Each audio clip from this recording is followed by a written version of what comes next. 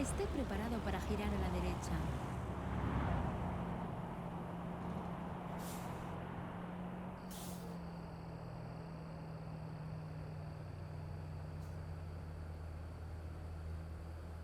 Gira a la derecha.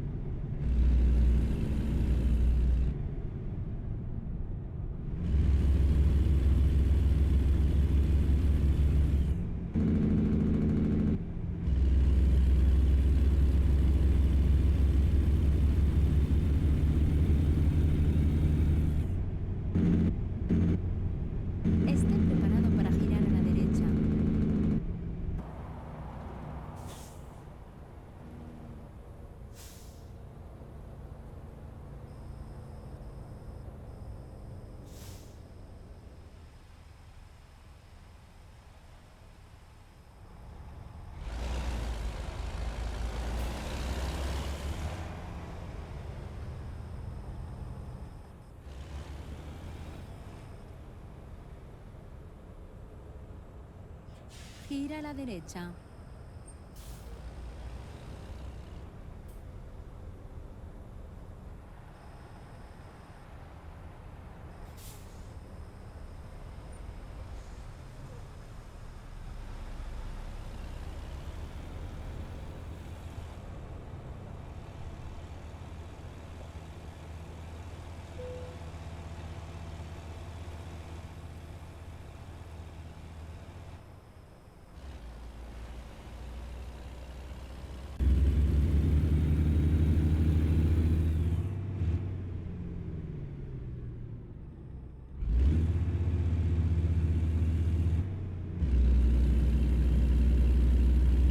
Continúe a la izquierda y vuelva a girar a la izquierda.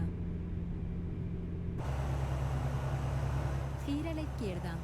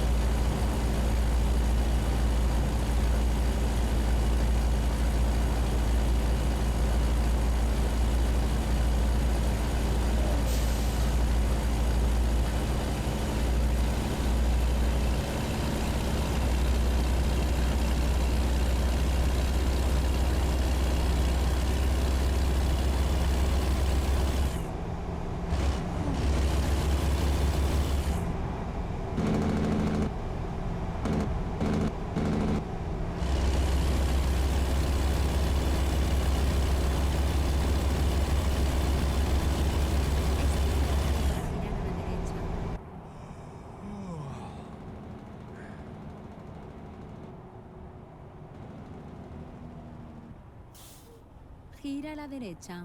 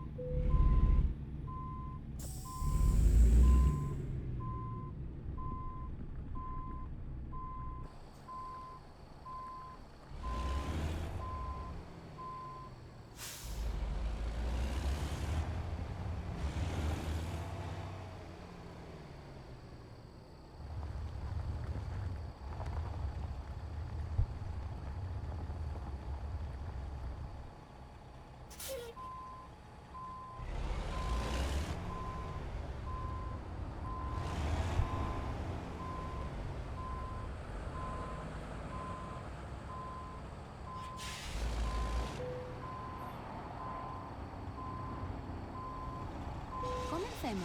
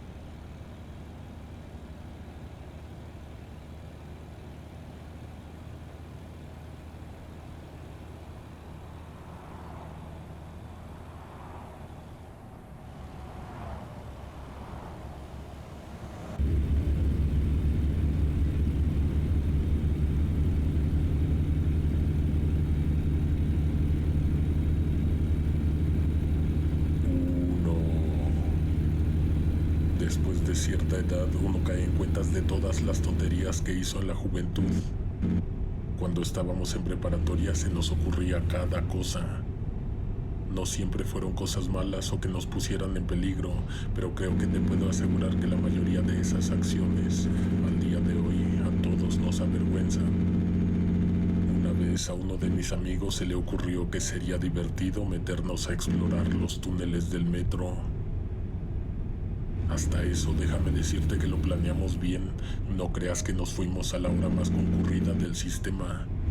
Entramos una media hora antes de que cerraran las puertas de la estación. En ese momento éramos menores de edad y vivíamos con nuestros padres, así que para poder estar afuera a esas horas y sobre todo para no regresar a casa en toda la madrugada, nos tuvimos que inventar algo. 3 de 4 dijimos en casa que nos íbamos a quedar a dormir con Mario, y Mario dijo que mi mamá nos había invitado a los 4 al cine y a quedarnos en mi casa. Esa primera parte del plan funcionó a la perfección. Lo demás era conseguir 4 linternas, pero solo logramos 2. Armamos las mochilas con cosas estúpidas que ni nos iban a servir para nada y que a final de cuentas no terminamos utilizando. En ese entonces no recuerdo si había cámaras en las estaciones. Si existían, había de 2, o nadie nos estaba poniendo atención, o fuimos muy cuidadosos para escondernos de los trabajadores de vigilancia. Algo que se me había olvidado señalar era que no nos fuimos a meter a cualquier estación. No queríamos solo ver varios kilómetros de vías en la oscuridad. Fuimos a una terminal planeando visitar los almacenes y los talleres. Guillermo iba bien nervioso, como siempre. Desde que entramos se puso a nombrar a todas y cada una de las personas que nos podríamos encontrar. Técnicos que laboran de noche, guardias, policías, trabajadores de limpieza, personal administrativo. Nosotros íbamos con el único miedo de que su nerviosismo provocara algo que nos delatara. Fuera de eso, estábamos bastante emocionados. En esos años estoy seguro que ya existían los exploradores urbanos, pero nosotros no sabíamos nada de ellos. Caminamos tranquilamente hacia el final del andén. Sin mirar para atrás, hicimos una fila y descendimos por los escalones que te bajan a caminar a un lado de las vías. Dijimos que si escuchábamos o veíamos algo, avisáramos a los demás y luego nos echáramos a correr. Yo agregué que si escuchábamos o veíamos algo, avisáramos a los demás para escondernos. Ahí en los túneles hay pocas luces y muchos lugares para esconderse. Por ese lado no le vi mucho problema si es que entrábamos sigilosos. Tuvimos mucha suerte de que no nos vieran porque en el túnel nos pasaron muchas cosas. A Emanuel se le torció un pie porque pisó mal una piedra. Luego nos salieron ratas. Memo dijo que vio algo caminando por la pared, pero nadie le creyó y solo nos reímos de él. Eso de que en el metro espantan no es nuevo. Nosotros teníamos conocimiento de lo que se decía, pero sinceramente, ya cuando estábamos ahí se nos olvidaron todas esas cosas y lo único que nos daba miedo era que nos fueran a cachar. No encontramos un taller. Creo que los talleres están solo en ciertas líneas. Lo que nos encontramos era, si se puede decir así, como un estacionamiento de trenes. Lo imaginaba más grande, pero de alguna manera sí era algo extenso. Nos tardamos un buen rato en poder entrar. Guardamos silencio varios minutos porque se escuchaba un radio a lo lejos, lo cual evidentemente indicaba que había alguien ahí. El lugar no estaba igual de iluminado que las estaciones ni los andenes, lo cual nuevamente jugaba a nuestro favor. En un principio como que se nos olvidó a qué habíamos ido. Nos quedamos un rato en blanco y luego cada uno intentó partir a explorar, pero Guillermo nos detuvo. Fuera de su paranoia, dijo algo muy cierto, que si nos quedábamos juntos nos íbamos a poder cuidar entre todos y además había menos posibilidad de que nos atraparan.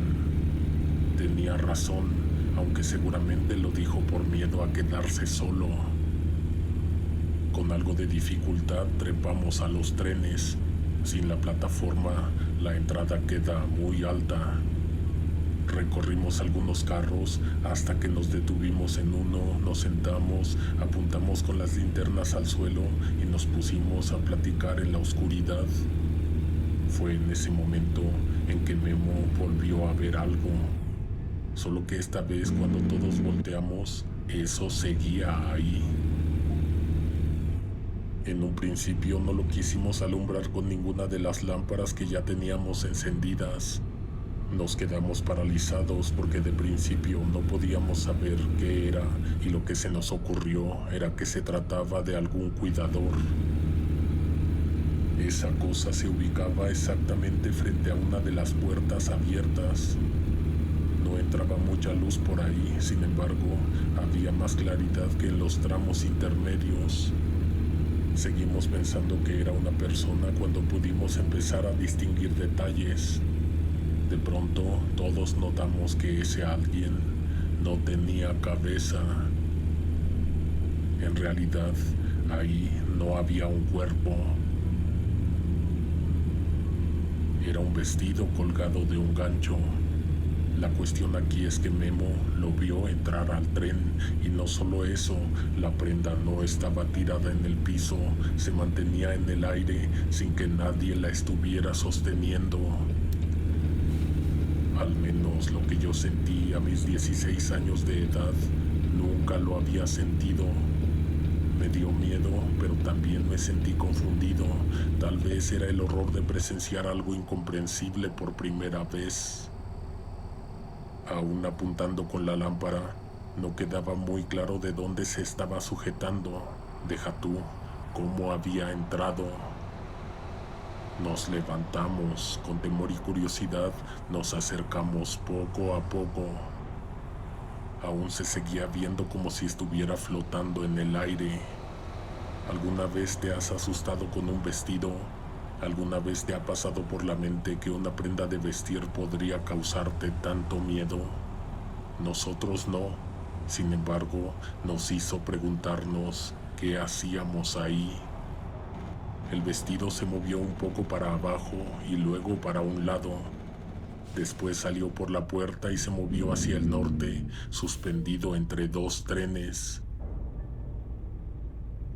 Nos quedamos viendo los unos a los otros sin poder articular palabra, mucho menos imaginar qué era lo que acababan de ver nuestros ojos. Una horrenda carcajada que explotó a unos metros nos hizo saltar a todos.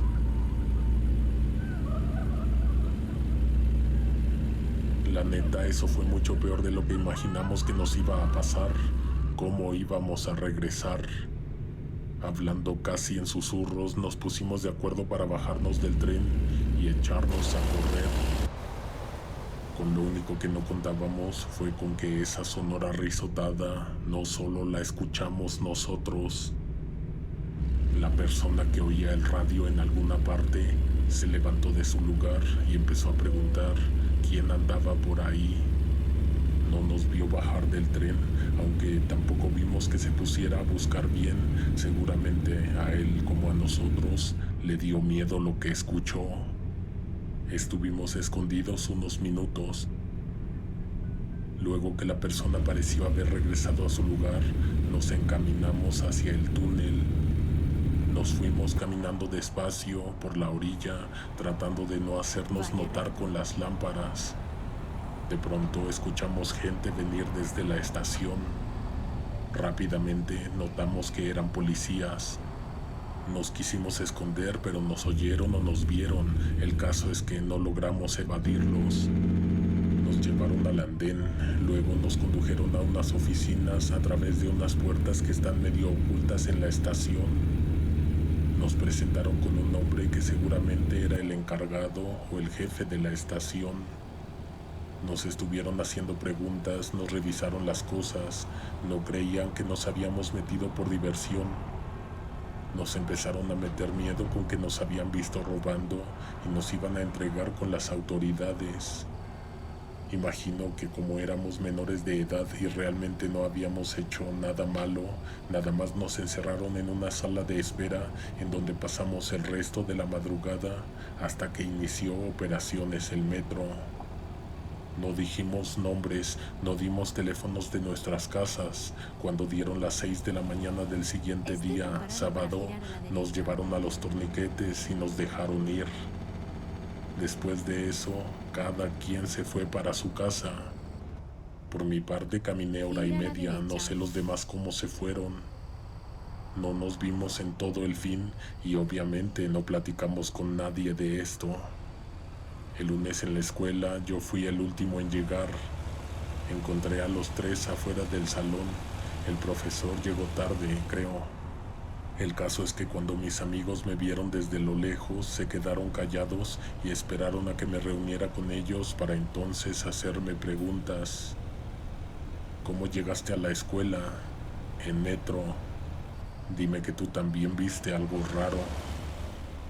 Memo, Emanuel y Mario vieron a una mujer en el metro usando el mismo vestido que vimos en los trenes estacionados, el que parecía que nadie lo estaba sosteniendo. Yo también la vi y sabes que fue lo más extraño, y a pesar de que a esa hora había mucha gente, parecía como que nadie la podía ver más que yo.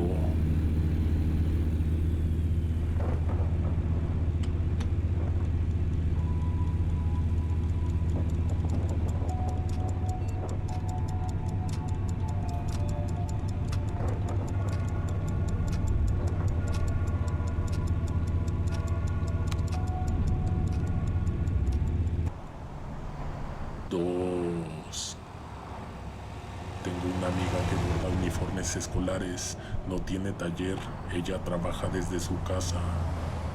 Se anuncia en redes, recoge y entrega en estaciones del metro de la línea 3, pues vive por acá, cerca de Indios Verdes.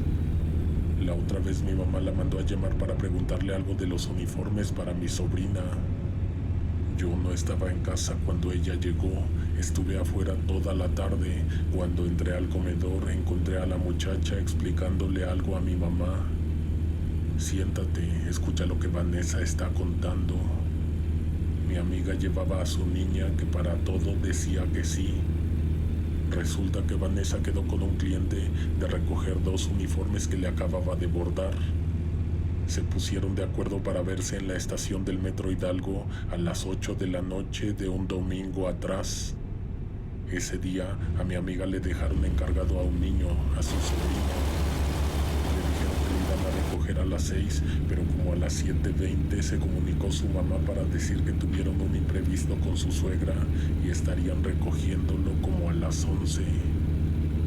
Vanessa no tuvo de otra más que llevarse, además de a su hija, también a su sobrino, a la estación del metro a entregar los uniformes. Llegaron como 7:45, ella siempre puntual. A las 8 la persona no hizo acto de presencia. A las 8:10 mandó mensaje de que apenas iba en camino. A las 8:15 dijo que calculaba llegar en 20 minutos. Dieron las 8:40 y la persona no llegaba. La hija de mi amiga y su sobrino se aburrieron tan rápido que se pusieron a jugar casi desde que llegaron. Poco antes de las 9 le pidieron permiso a Vanessa de irse un poquito lejos porque estaban jugando a las escondidas. Ella les dijo que sí, con la única condición de que no se fueran a acercar al andén. Dice mi amiga que era hora en que de pronto dejó de haber gente en la estación. Como a las 8 había mucha, pero ya que iban a dar las 9, aquello quedó desierto. Tenían todo el espacio para ellos dos. A nadie le importaba que anduvieran jugando y gritando. Mi amiga estaba distraída solamente con el deseo de ver aparecer a su cliente, porque ese día se levantó desde muy temprano a trabajar, estaba muy cansada y ya se quería ir a su casa. En todo momento se oían los pasitos de ambos chicos corriendo y también el eco de estos. De pronto gritos de emoción o las voces de uno de los dos contando hasta 20 para que el otro se fuera a esconder. De pronto, el sobrino de mi amiga dio un grito horrible. Vanessa se levantó de inmediato y miró en la dirección en que lo había escuchado. De un corredor bastante bien iluminado con lámparas blancas, venía corriendo y llorando el pequeño. Lloraba como que le había pasado algo malo o que había visto algo espantoso. Resulta que fueron las dos cosas. Vaya recto. La hija de Vanessa también estaba espantada, pero no tanto como él. Mi amiga se espantó, creo que más, pero porque el niño no decía qué tenía y de pronto se privaba. Cuando medio se compuso, se levantó el pantalón y mostró una herida. Tenía 3 rasguños de los que escurrían varios hilos de sangre. ¿Qué vio el niño? Se encontró a una persona escondida en el lugar a donde él se fue a esconder. Vanessa se levantó y caminó hacia la dirección en la que señalaba su sobrino. Estaba muy exaltada porque, para empezar, ¿qué le iba a decir a su hermana? Y en segunda, ¿quién es capaz de hacerle eso a un niño? El pequeño se rehusaba a regresar a ese lugar. Se jaló tanto que se soltó de manos con su tía. Tampoco la niña quería ir, pero como ella era más grande, la dejó esperando. De hecho, le pidió que cuidara a su primo. Poco antes de llegar, Vanessa vio que de una esquina, de la esquina en donde había sufrido el daño su sobrino, se asomó una persona. Era una mujer. Sus características no hacían pensar que se tratara de una persona sin hogar. Era alguien comportándose extraño, una persona extraída de una de las más oscuras películas de terror. Tenía la boca paralizada en una horrible expresión, una sonrisa que parecía grabada o tallada en la piel, en la carne. Sus brazos estaban caídos, su mirada fija, sus manos terminaban en dedos largos, uñas filosas y sucias. En la cabeza tenía una maraña de cabellos que le caía hasta los hombros.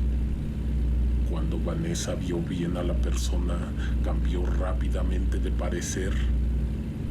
De hecho, contó que se detuvo un buen rato para contemplarla.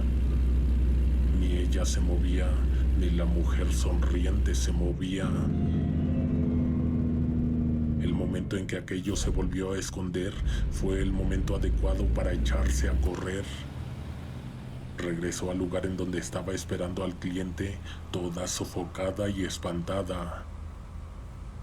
Era obvio que los niños ya no iban a querer irse para allá, pero de todos modos les dijo que ya no se podían alejar y tampoco voltear en esa dirección. Ella se quedó mirando hacia allá porque tenía la ligera sensación de que aquella mujer podría acercarse o algo. Dice que varias veces vio que la mujer con la grotesca sonrisa se asomó y se volvió a esconder. En punto de las 9, el cliente llegó, recogió y pagó. Mi amiga y los niños tenían que pasar por ese corredor, pero prefirieron dar una vuelta complicada por fuera. De camino a casa, ella habló con los niños, le pidió a su sobrino que dijera que se había lastimado con una rama. De todas maneras, llegó a limpiarle bien la herida y a hacerle una pequeña curación. Todo esto fue lo que mi amiga le estaba contando a mi mamá. Después hablaron de los uniformes y más tarde se fue. Mi mamá y yo nos quedamos hablando de esto porque yo le dije que en internet se habla mucho de esa persona, de la mujer que sonríe, de la mujer sonriente del metro. Unas semanas después se me ocurrió hablar con ella para preguntarle si podía contar su historia. Vaya recto. Me dijo que sí, y de hecho me contó una corta actualización. Dijo que días adelante del suceso tuvo que volver a la estación del metro Hidalgo. Esta vez no a entregar pedidos, sino que solamente pasó por ahí. Por alguna razón había olvidado lo que pasó en ese sitio. Seguramente iba distraída. Justo cuando estaba pasando por esa esquina en donde vio aparecer a esa cosa, se acordó, se detuvo y se quedó mirando hacia allá. Se acordó también de las asquerosas uñas porque vio que la pared estaba muy deteriorada, como si hubieran querido arrancarla precisamente con las uñas. Yo ya fui a ver, en ese lugar pegan pósters. Quiero creer que para que no se vean los arañazos en el muro. Un día si quieres date una vuelta, si ves un anuncio colocado donde verdaderamente no debería estar, es ahí donde se aparece.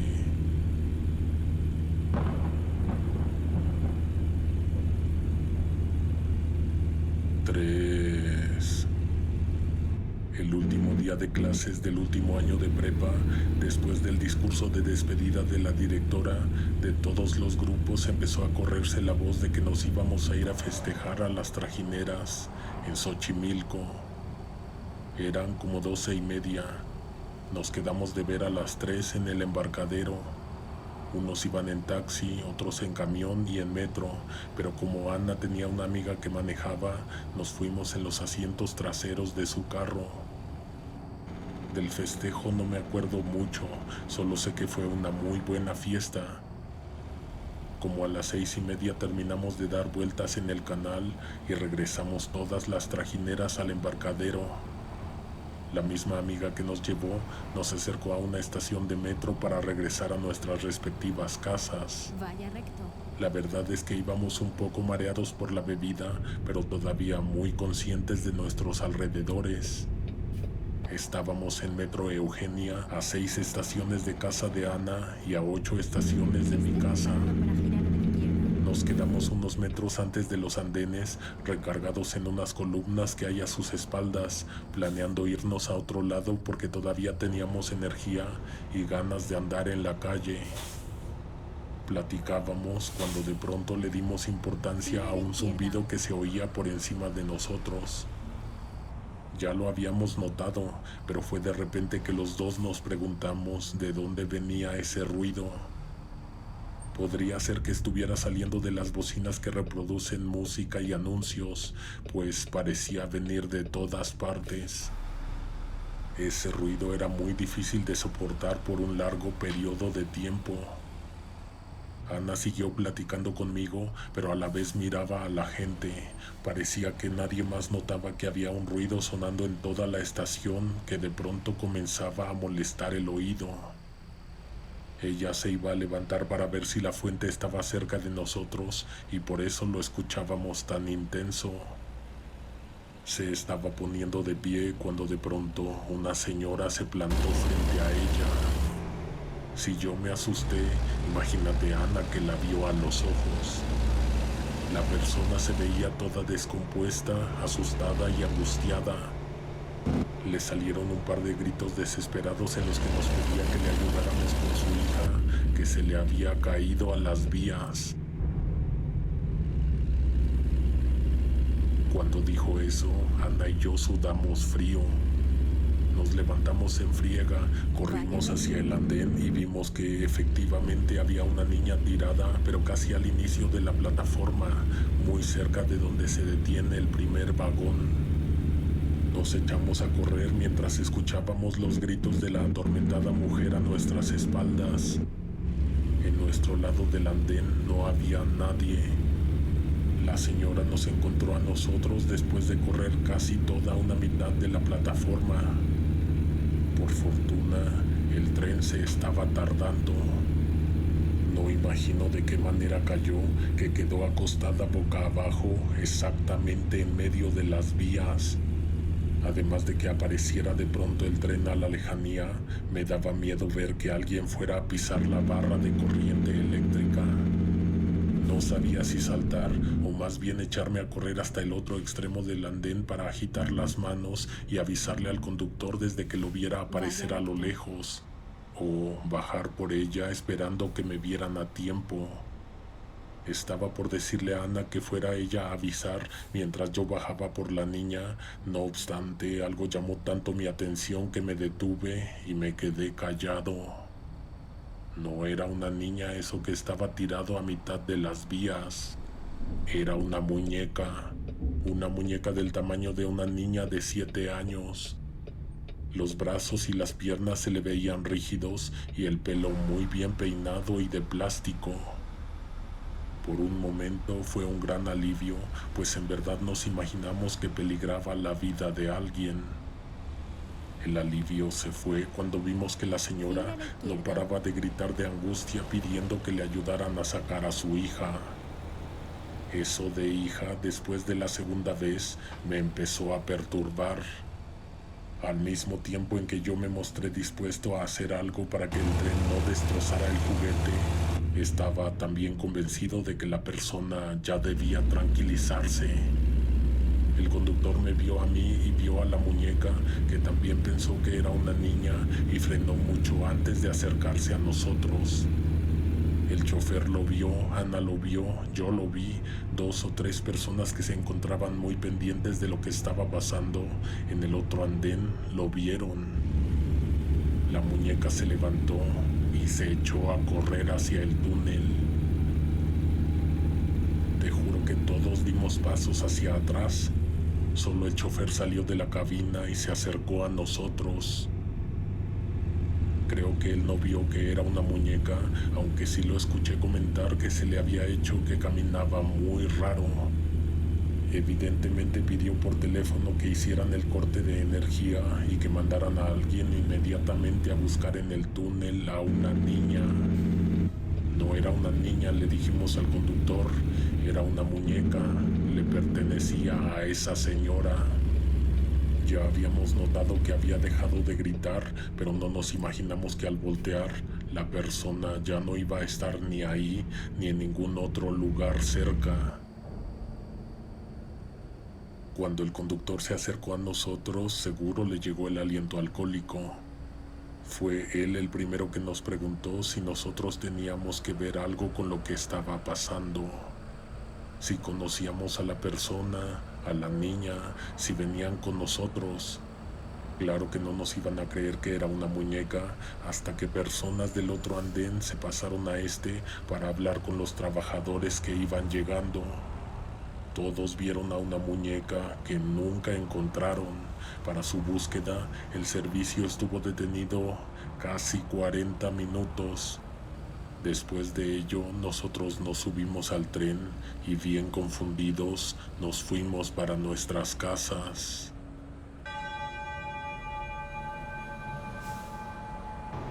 A ver, ahora intenta irte a dormir. Nos escuchamos pronto con más historias. Hasta la próxima. Alguien te observa en la oscuridad.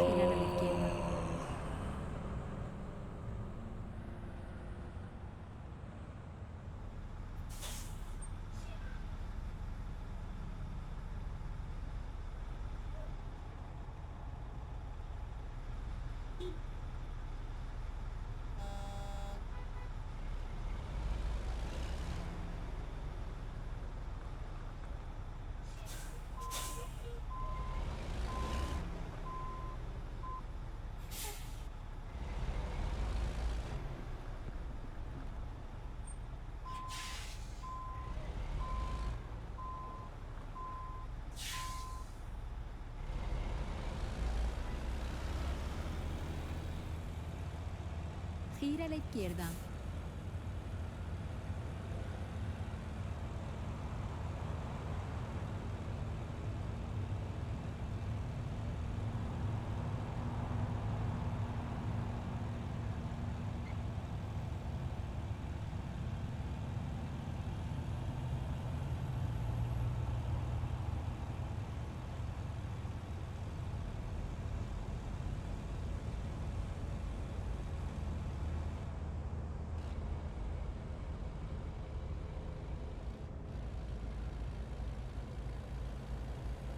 Esté preparado para girar a la izquierda. Gire a la izquierda y vuelva a girar a la izquierda.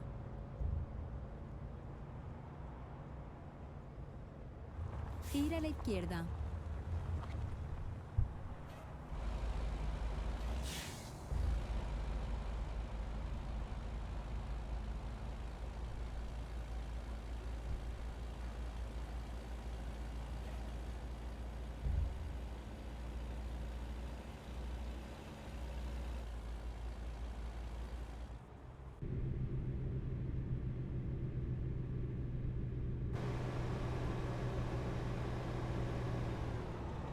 Aquí estamos sin problemas.